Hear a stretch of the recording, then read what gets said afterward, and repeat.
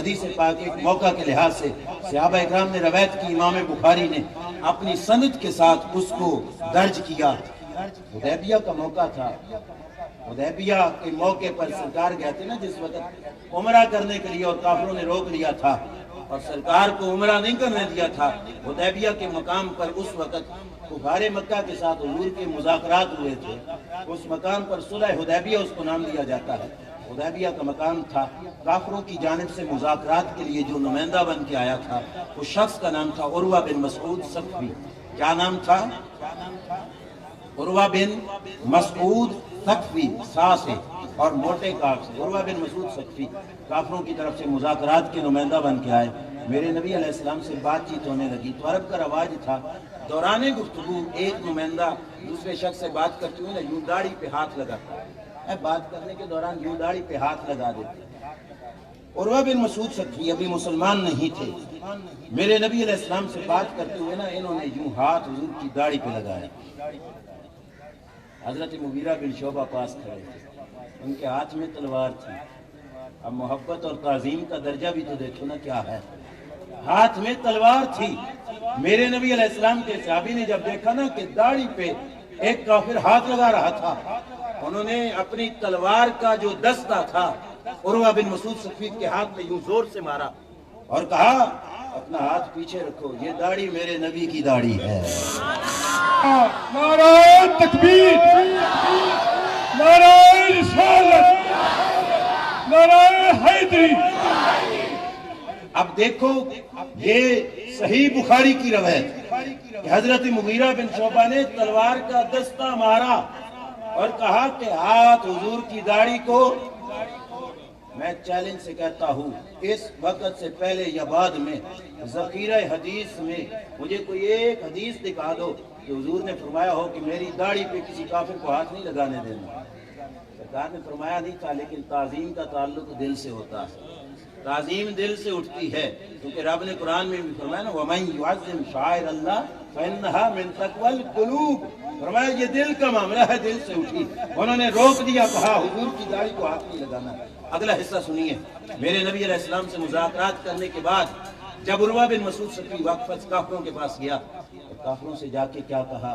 کافروں سے کہا بہتر ہے اس سے لڑائی نہ ہی کرو، اسے لڑنے کی کوئی ضرورت نہیں، کیونکہ اس کے انداز ہی نرالے ہیں، ان کے انداز نرالے ہیں، ان سے نہ لڑو۔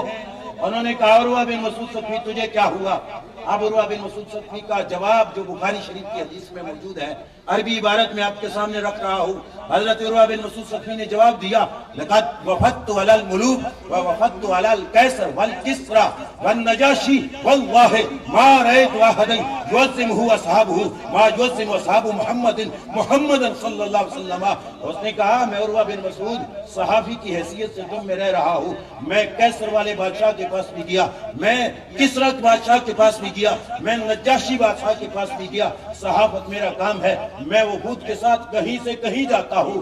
کہا خدا کی قسم میں نے کسی بادشاہ کے پاس بیٹھنے والے لوگوں کو اتنا ادب کرتے نہیں دیکھا جتنا ادب حضور کے صحابہ حضور کا کرتے ہیں۔ سبحان اللہ، نعرہ رسالت، نعرہ رسالت۔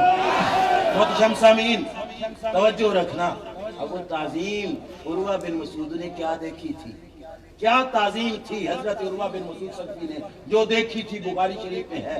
وہ کہتے ہیں ان تنخم النبی صلی اللہ علیہ وسلم نخامتا الا وقعت فی کف رجل منہم فدالک بها وجہہ وجلدہ۔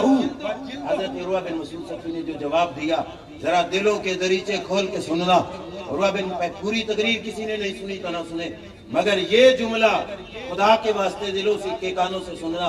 عروہ بن مسعود ثقفی کہہ رہے تھے کہ میں حضور کے دربار میں بیٹھا تھا، ان تنخم النبی نخامتا الا وقعت فی کف رجل منہم، سرکار نے جب بھی اپنے زکام والا تھوک پھینکا، جب بھی سرکار نے اپنے زکام والا تھوک پھینکا، عروہ بن مسعود ثقفی کہتے ہیں نیچے نہیں گرا، صحابہ نے اپنے ہاتھوں پہ لیا، صحابہ نے اپنے، عربی جاننے والے ٹیچر حضرات موجود ہوں گے، ان تنخم النبی صلی اللہ علیہ وسلم نخامتا الا وقعت فی کف رجل منہم، ان حرف نفی ہے، الا جو ہے استثناء کے لیے آ گیا، نفی کے بعد جب الا آتا ہے تو عبارت میں حصر کا معنی پیدا ہو جاتا ہے۔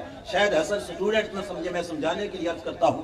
اس کا مطلب یہ تھا کہ عروہ بن مسعود کہتے ہیں میرے ہوتے ہوئے اگر 10 بار بھی حضور نے تھوک پھینکا، ایک بار بھی زمین پہ نہیں گرا، ہر بار صحابہ نے اپنے ہاتھوں پہ اٹھایا ہے، ایک دفعہ بھی نیچے نہیں گرا۔ یہ حصر کا معنی ہے، یہ میری تقریر کے جو شیلے جملے نہیں، یہ عربی عبارت کے قانون کے مطابق ترجمہ بنتا ہی یہ ہے کہ عروہ بن مسعود کہہ رہے تھے کہ اگر حضور نے 100 بار بھی تھوک پھینکا، ایک بار بھی نیچے نہیں گرا، 100 بار بھی صحابہ نے اپنے ہاتھوں پہ اٹھایا۔ آپ مجھے بتاؤ، تھوک کو ہاتھ پہ اٹھانا کوئی آسان کام ہے؟ والدین سے آپ لوگ محبت کرتے ہو کہ نہیں کرتے؟ سینکڑوں طالب علموں میں سے کوئی ایک بتائے جو اپنے والد کا تھوک اپنے ہاتھوں پہ اٹھاتا ہے؟ کوئی بھی نظر نہیں آئے گا۔ اپنے مشائخ سے محبت کرتے ہو، کوئی ہے جو اپنے مشائخ کا تھوک اپنے ہاتھوں پہ اٹھاتا ہے؟ مگر محبت کے انداز نرالے ہوتے ہیں، صرف ہاتھوں پہ اٹھا لینے کے بعد رومال سے یوں صاف نہیں کر دیتے، صاف نہیں کیا۔ بخاری شریف، حضرت عروہ بن مسعود صفی کہتے ہیں میں نے دیکھا فدالہ کا بہا وجہہ وجلدہ، حضور کے تھوک کو ہاتھوں پہ مل کے صحابہ نے منہ پہ مل لیا، منہ پہ ملا صحابہ نے سرکار کا تھوک مبارک، وجلدہ اپنے جسم کے حصے پہ ملا حضور کا تھوک مبارک۔ اب اس مقام پہ بھی سوچو، تعظیم کا یہ مقام قرآن کی آیت میں ہے کہ سرکار کا تھوک نیچے نہ گرنے دو۔ ذخیرہ حدیث میں، سینکڑوں کتب حدیث میں، میں دعوے سے کہہ رہا ہوں کسی مقام پہ نہیں تھا کہ سرکار کا تھوک نیچے نہیں گرنے دینا۔ یہ تعظیم صحابہ کے دل سے اٹھی، صحابہ نے کر کے دکھائی ہے اور بخاری شریف میں آئی ہے، میں نے پڑھ کے تم کو سنائی ہے، اسی وجہ سے تمہارے چہروں پہ رونق آئی ہے۔ یہ درجہ